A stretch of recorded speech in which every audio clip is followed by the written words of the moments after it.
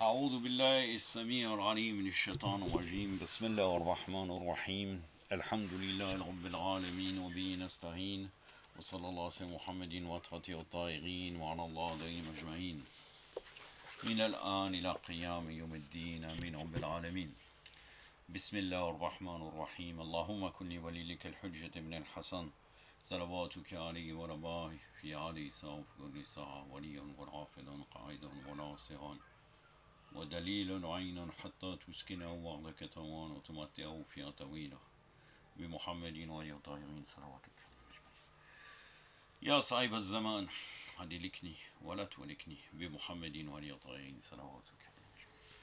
La suite de Usul al-Fiqh, un autre chapitre, mais là il n'y aura pas plusieurs parties, concernant la signification par la sunna des qualifications de la loi. En fait, on va discuter aujourd'hui sur les différents actes que le prophète alayhi salam, sallallahu alayhi wa alayhi, et les imams alayhi salam érigent une sunna. Par exemple, on va voir quelle est la valeur au niveau du jugement d'un acte du prophète sallallahu alayhi wa alayhi, ou bien sûr des imams alayhi salam. Ces commandements, quand ils parlent, qu'est-ce que ça peut vouloir dire? Ou bien les silences, à quoi ça correspond? Donc là, parfois, il y a des divergences entre les usuliyin, et on va traiter de cela, Inch'Allah. Donc, quand nous avons défini la sunna, on a dit qu'elle est la parole de l'infaillible, alayhi salam. Son action et son consentement. Donc de ce point de vue, la sunna elle se divise en trois parties. Une sunna par la parole, une sunna par l'action, et une sunna par le consentement. Donc pour étudier la signification de la sunna, des qualifications de la loi, les significations par la sunna des qualifications de la loi, il faut que celle-ci soit l'une ou l'autre des trois parties énumérées. Il n'y a pas autre chose. Car chacune de ces trois parties doit avoir une signification qui lui est propre, qui est en liaison avec sa propre nature.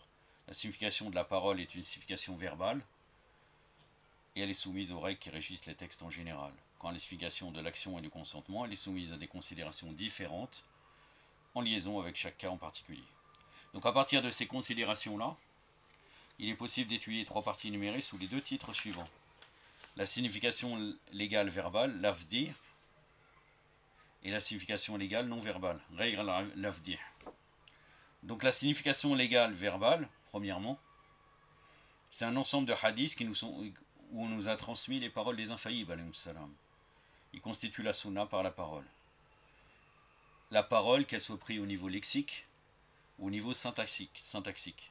Elle se divise quand sa signification en trois parties.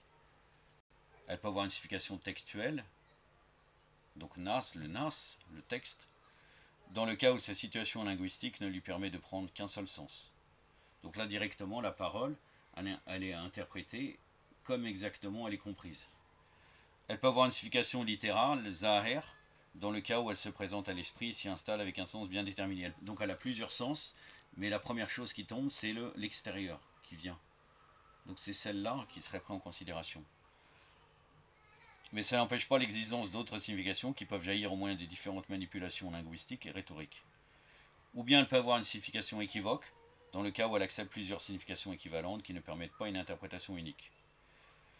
Donc lorsqu'un hadith il a une signification textuelle, on peut directement en déduire la qualification suivant les règles linguistiques et rhétoriques. On prend en considération aussi les règles propres au traitement des textes légaux, comme les règles qui régissent l'association de plusieurs textes. Comme nous l'avons vu précédemment, lors de l'étude du particulier et du général, du libre et du restreint. Pour ce qui est du cas où le hadith a un sens littéral, nous avons vu lors de l'étude du sens littéral dans le Coran,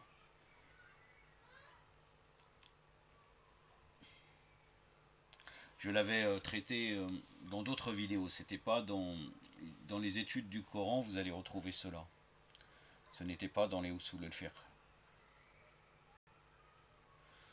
Donc là, il y a eu un désaccord entre les traditionalistes, les Arbari, et les fondamentalistes, les Usuliyin, au sujet de l'égalité de l'utilisation du sens littéral des textes légaux dans la déduction des qualifications.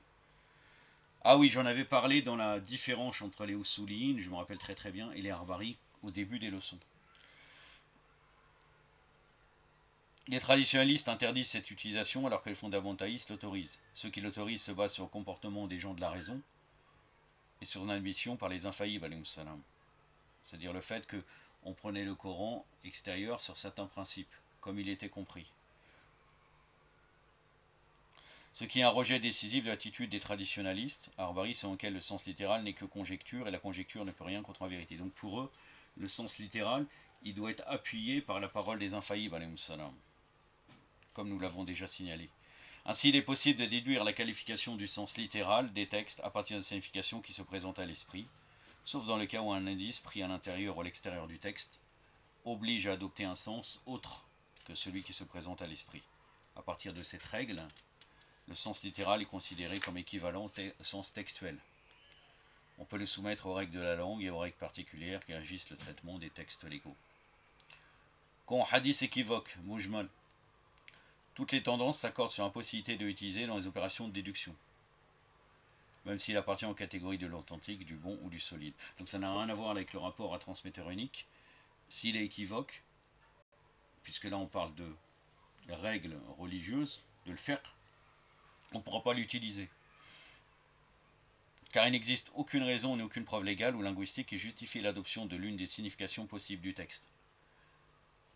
Car il y a plusieurs possibilités de compréhension, aux dépens des autres qui jouissent des propriétés équivalentes. Ainsi, le texte doit être abandonné, sauf dans le cas où une preuve extérieure au texte intervient pour justifier et privilégier l'une des significations possibles. Par exemple, l'imam, alayhi salam, il dit « cette parole-là doit être comprise comme cela ». Il est donc indispensable d'avancer une preuve qui dissipe l'équivoque du texte avant de pouvoir l'utiliser dans la déduction de la qualification exacte. Donc il ressort de ce que nous venons de dire que la preuve verbale relative à Sunna obéit aux règles générales de la langue et à toutes les règles mises en évidence lors de l'étude des manières avec lesquelles les qualifications de la loi sont signifiées par les textes coraniques. Ce sont les seules règles qui régissent l'usage de la preuve verbale dans les opérations de déduction. Maintenant, la signification légale non verbale. Il s'agit ici de l'ensemble des hadiths qui nous informent sur l'action de l'infaillible, alayhi salam, et sur son admission des paroles ou des actions d'autrui. Ça me fait penser à un frère récemment, il m'a posé cette question, je n'ai pas vraiment répondu, même si bien sûr l'infaillible, son action est une preuve. Sauf si parfois il dit que c'est ses règles par rapport à lui-même, sinon les gens quand ils l'observent, ils sont censés le suivre. Donc cette preuve peut avoir trois formes différentes. L'action ou l'admission émanant de l'infaillible peuvent être accompagnées d'une parole qui éclaircit la façon à laquelle elle prouve la qualification. Donc là l'imam dit, cette action, c'est bien de la faire. Ou bien c'est obligatoire de la faire, ce que je suis en train de faire. Ou bien ne. Voilà. Dans ce cas, elle tire la signification de l'indice apporté par la parole, c'est-à-dire par intermédiaire de la sunna, par la parole. Sunna qawliya. On va voir plus loin qu'il y a certains fuqaha sur les silences qui font des déductions très étranges, qui touchent à la sacralité de l'imam. On va revenir par là. Et pour une fois, je vais prendre position. Ça veut dire que là, déjà la problématique de ces fuqaha, et même la personne, entre autres, qui est prise comme référence pour citer cette parole, elle pose problème. Pourtant, je l'ai cité précédemment parce qu'au niveau de Usul al-Fiqh, les durous, les leçons de Usul al-Fiqh, ils sont reconnus actuellement. Mais là, je vais démontrer que cette personne est clairement un munharif, et finalement, dans certaines choses de Usul al-Fiqh, eh ben, ça pose problème. Sa croyance, finalement, est l'influence dans Usul al-Fiqh, et vous allez voir plus tard. Si un faillible déclare par exemple que son action est du genre obligatoire, cela indique que l'obligation est signifiée par l'action et quelle est sa qualification. Deuxièmement, l'action ou l'admission émanant de l'infaillible sont dans l'état du silence, c'est-à-dire non accompagnées d'une parole éclaircissante, mais d'indices circonstanciels qui indiquent leur signification.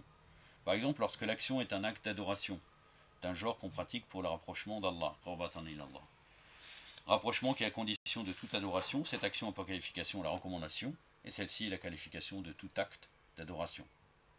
Donc là, bien entendu, on n'est pas sur ces choses-là recommandées, on n'est pas en train d'utiliser la chaîne de transmetteur.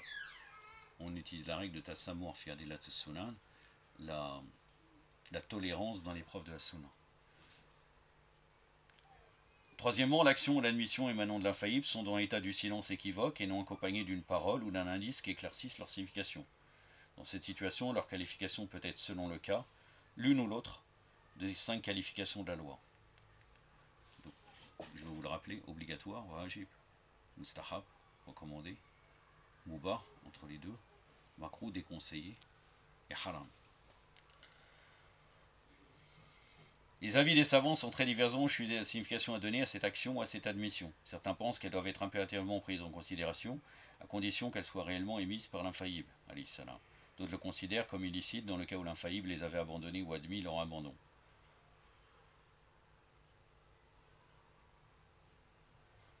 D'autres encore les considèrent comme licites dans toutes les situations.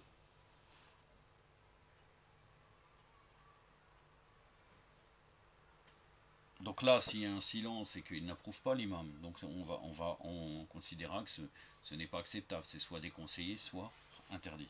Ceux qui les considèrent comme obligatoires soutiennent leur point de vue. Par le texte coranique, vous avez dans le prophète d'Allah un bon exemple. Vous le savez très bien, c'est un verset qu'on utilise très souvent. Vous pouvez l'utiliser vous-même si vous enseignez quelque chose. بعد أعوذ بالله السميع العليم من الشيطان الرجيم لقد كان لكم في رسول الله أسوة حسنة صدق الله العلي العظيم. Sourate Al-Ahzab, donc la sourate des partis rebelles, on dirait, sourate 33, verset 21, le début du verset.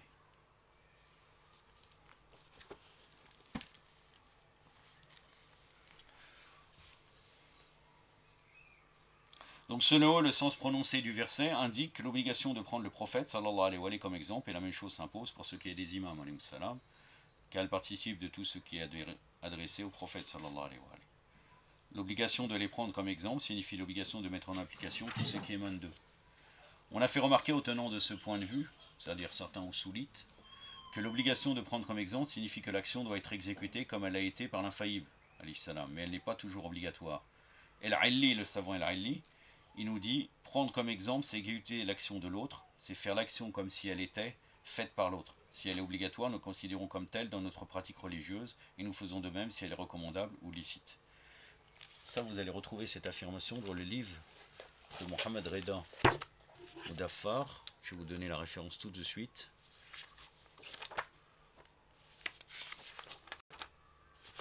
Usul al-Fiqh. Le tome 2, la page 59. Donc les fondements de la jurisprudence, la 4e édition Dar et Ta'aruf el-Madbouha, 1983. Ceux qui soutiennent, qui les considèrent comme signifiant la licité et rien de plus, soutiennent leur point de vue en se référant à la partie certaine et sûre dans l'action équivoque. Donc c'est licite. Il n'y a pas c'est une action neutre, mubah. Cela veut dire que l'émanation à partir de l'infaillible d'une action équivoque signifie du fait de son infaillibilité que ce qui émane de lui est seulement admissible, licite, du point de vue légal. Rien ne prouve qu'on peut lui donner d'autres qualifications comme la recommandation ou l'obligation, car ces deux qualifications dépassent la licité tout en l'englobant. C'est-à-dire que, même au niveau de la nourriture, je veux dire, si l'imam mange cela, et un autre jour il ne mange pas cela, ça ne veut pas dire que forcément les jours sont comme cela. Ça veut dire que le mardi, il a mangé ça, donc le mercredi, le mardi on devrait manger cela. C'est une action licite, mubah. C'est-à-dire qu'il y a certaines actions qui n'érigent pas forcément une sunna. Ça peut être des recommandations, si par exemple l'imam il dit il faut manger cela par rapport à la santé, etc. etc. Sauf bien sûr s'il dit c'est recommandé de faire cela, ou bien c'est obligatoire. Rien ne prouve qu'on peut lui donner d'autres qualifications comme la recommandation ou l'obligation, car ces deux qualifications dépassent la laïcité tout en l'englobant. Or cette dernière est certaine dans l'action de l'infaillible, mais tout ce qui va au-delà de ces limites a besoin d'être prouvé par intermédiaire d'un élément de providence extérieure. Donc là, c'est licite. Donc soit licite, soit recommandé, soit obligatoire. Malgré que vous avez trouvé certains fuqaha qui disent autre chose, na'udhu billah, on va y revenir.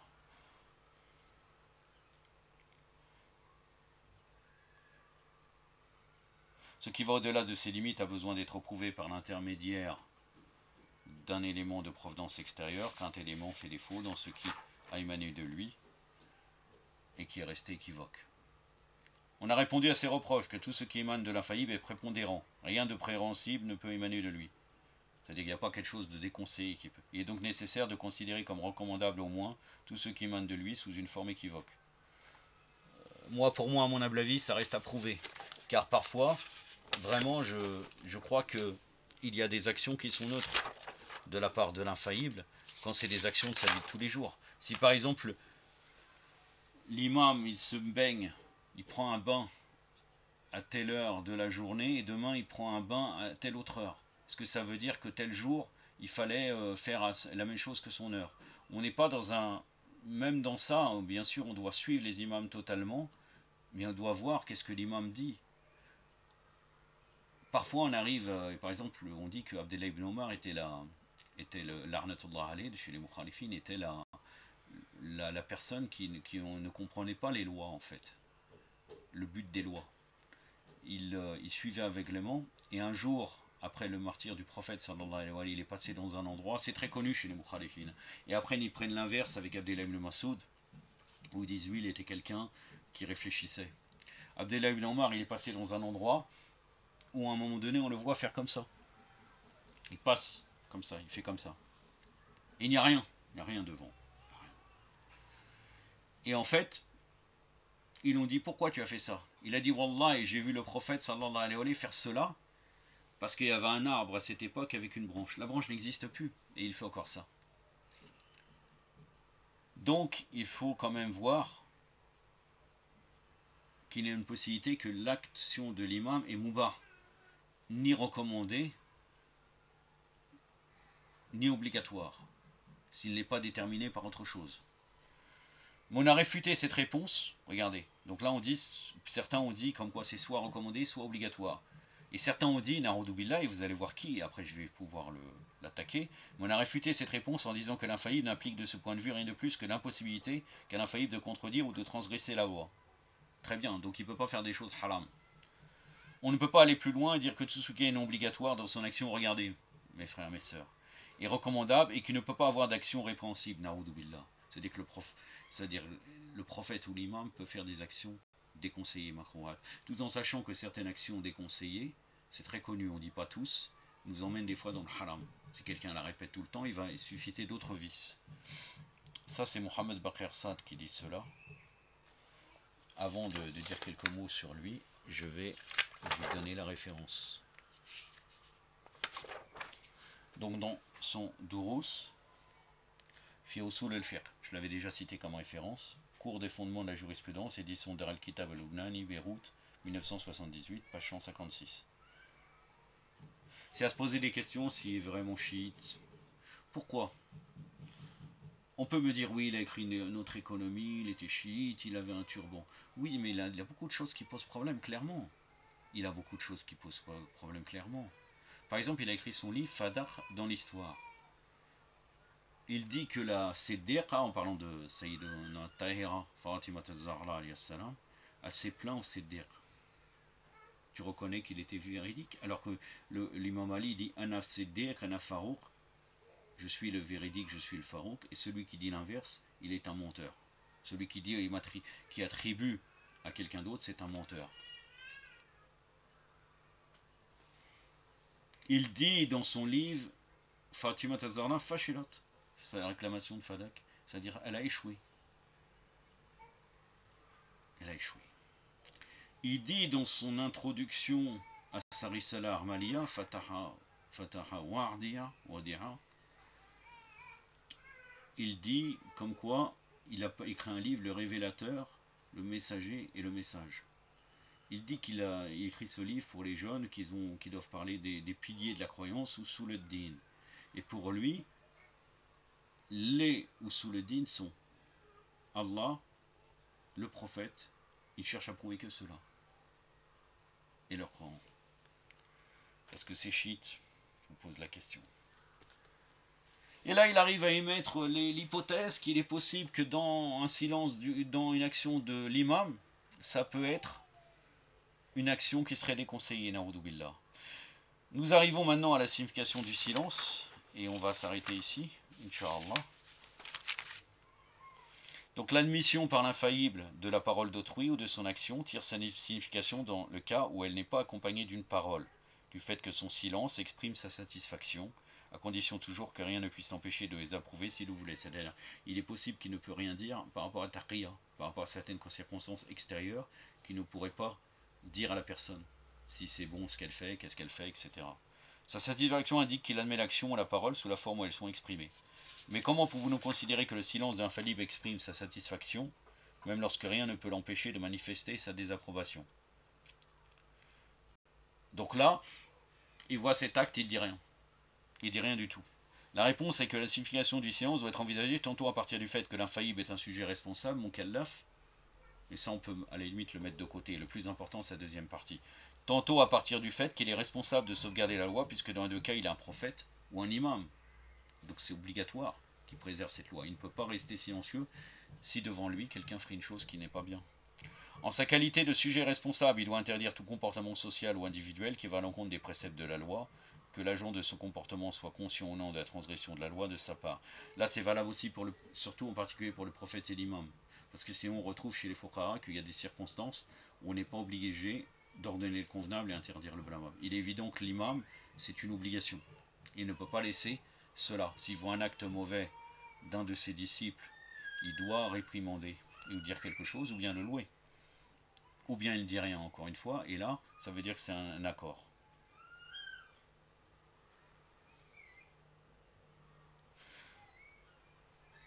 Cette vertu doit être prise en vertu de l'application de la règle selon laquelle il faut ordonner le recommandable et interdire le répréhensible. Tout sujet tout sujet responsable doit appliquer cette règle vis-à-vis de la personne qui commet un péché ou qui néglige son devoir. Entre parenthèses, en suivant les règles de cela. Et doit être appliqué aussi en vertu de la nécessité d'instruire la personne ignorante. Ainsi, le silence de l'infaillible désigne en vertu de son infaillibilité la validité de ce qui émane d'autrui. En sa qualité de responsable de la sauvegarde de la loi, il doit en vertu de cette responsabilité s'opposer à tout comportement qui va à l'encontre de la loi. Par conséquent, son silence exprime son admission de l'acte ou de la parole.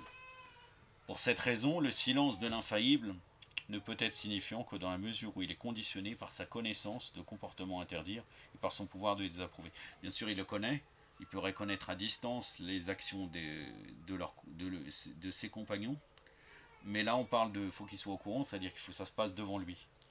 Et ça, vous allez retrouver ça dans le livre de Mohamed Reda El-Mudaffar, Usul al-Fiqh, toujours.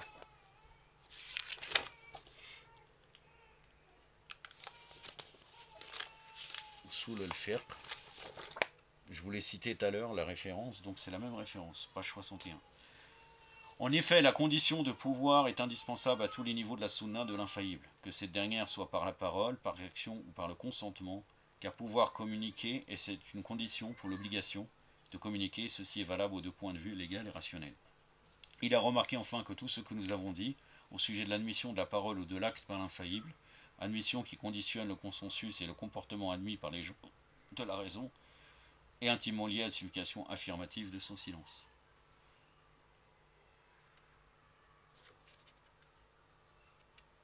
Donc à partir de là où l'imam ne dit rien, on acceptera que quelqu'un ne dit rien alors que c'est une personnalité qui devrait dire quelque chose, on considérera que il a accepté cette action. Et comme l'imam érige une sunna, forcément, son silence équivaut à une acceptation de l'acte, au minimum. J'en ai terminé avec ce sujet. Le dernier chapitre, et j'en aurai fini là, je pense que ça sera une seule partie, ça sera les rapports entre le Coran et la Sunna. Et après on rentrera dans un autre domaine de Usul al-Fiqh. Je ne sais pas pour l'instant, mais normalement ça serait la preuve de la raison, Inch'Allah. أكتفي بهذا القدر وصلى الله على سيدنا محمد وأترى الطاهرين والسلام عليكم ورحمة الله.